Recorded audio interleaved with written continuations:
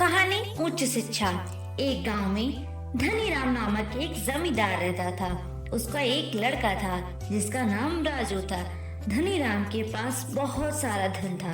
ये बात उसके लड़के राजू को पता थी, इसलिए वो पढ़ाई में मन नहीं लगाता था। एक दिन धनीराम अपने बेटे से कहता, बेटा राजू, तुम अपना ध्यान पढ़ाई में क्यों नहीं लगाते? तो उस पर उसका बेटा कहता, पिताजी, हमारे पास कितनी दौलत है और पढ़ाई करके तो नौकरी हासिल की जाती है। ना मुझे नौकरी करने की क्या जरूरत, हमारे पास पहले से इतनी सारी जायदाद है। ये बात सुनकर धनीराम कहते हैं, बेटा, नौकरी के लिए पढ़ाई नहीं की जाती, बल्कि पढ़ाई तो ज्ञान हासिल के लिए की जाती है और बुद्धिमान बनने के लिए की जाती है, ताकि हम उस बुद्धिमानी से अपने जीवन में और तरक्की कर सके। लेकिन ये बात राजू को समझ में नहीं आती है और वो अपने पिता की बात पर ध्यान नहीं देता और इसलिए उसके पिता उस पर खूब गुस्सा करते हैं और उसे मारते भी रहते हैं। ये सब होने के बाद राजू अपने पिता पे बहुत गुस्सा करने लगा और अपने पिता से नफरत भी करने लगता है। एक दिन धनीराम अपनी बीवी से कहता है कि मुझे अपने बेटे के संबंधित में बहुत फिक्र हो रही है, क्योंकि वो अपना मन पढ़ाई में नहीं लगाता और दिन भर घूमता रहता है और उसे लगता है उसके पिता के पास बहुत दौलत है। उस बदौलत की वजह से जिंदगी भर आराम से रहेगा। उसे नौकरी करने की और पढ़ाई करने की कोई जरूरत नहीं है। ये सुनकर धनीराम की पत्नी कहती है कि गलती हमारी है, हम ही बचपन में लाड पाल से पाला है और इसका बदला हमें अब भुगतना पड़ रहा है। धनीराम ये सुनकर बहुत निराश हो जाता है, लेकिन उसकी पत्नी कहती है, मैंने सुना है हमारे पड़ोस में एक विद्वान आए हैं जो बच्चों को उच्च शिक्षा देते हैं। हमें चाहिए कि हम राजू को भी उस बुद्धिमान के पास भेजें ताकि वहाँ पर उच्च शिक्षा प्राप्त करे और जिंदगी में कुछ बड़ा करे। ये सुनकर धनीराम कहता है, ठीक है, कल सुबह राजू को उस विद्वान के पास छोड़कर आएंगे। और उसकी माँ राजू से कहती है कि तुम्हें कल उस विद्वान के पास जाना है, क्योंकि हमने ये तय किया है कि तुम उसके पास जाकर उच्च शिक्षा हासिल करोगे। ये सुनकर राजू खुश हो जाता है, क्योंकि वो उसके पिता से दूर जाना चाहता था और अपने घर से भी।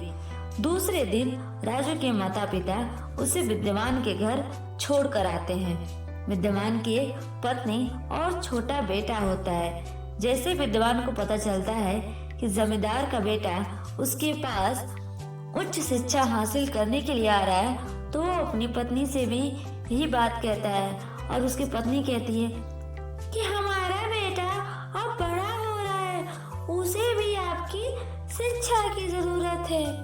ये सुनकर विद्वान कहता है, हाँ, कल से मैं राजू को और अपने बेटे को दोनों को शिक्षा शुरू कर दूंगा।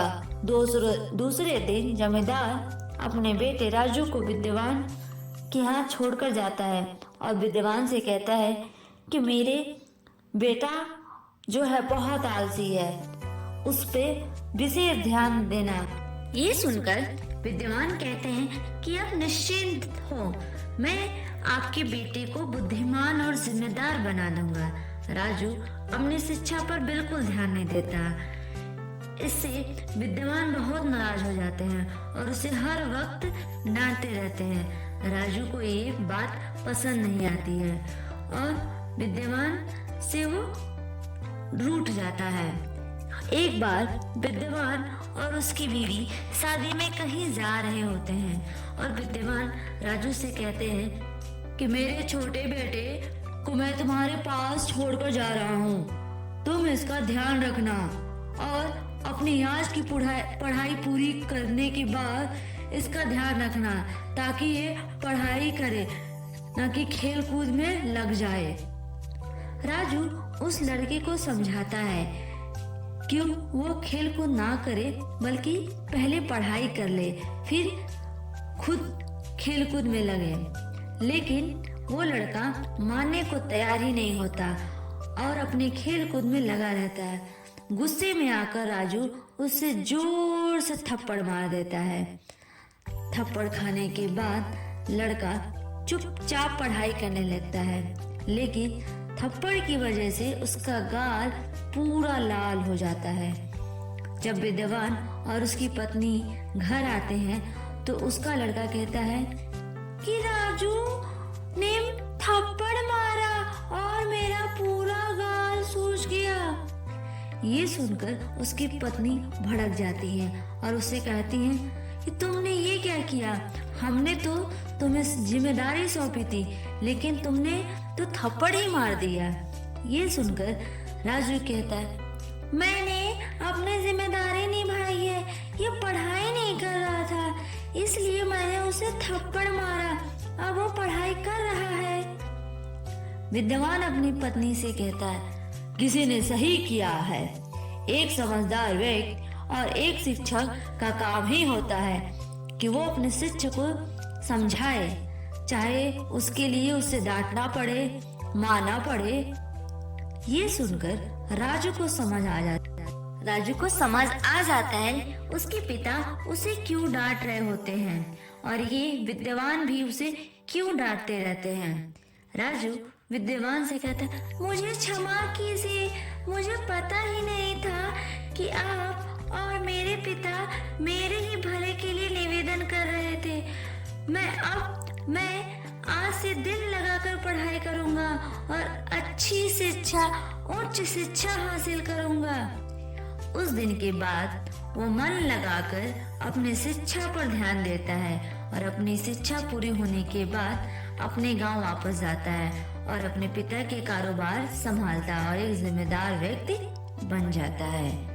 तो दोस्तों, बच्चों, कैसे लगी आपको ये हमारी कहानी? अगर कहानी अच्छी लगी है तो कमेंट सेक्शन में कमेंट जरूर करिएगा और भी कहानी लेकर हम आएंगे आपके लिए।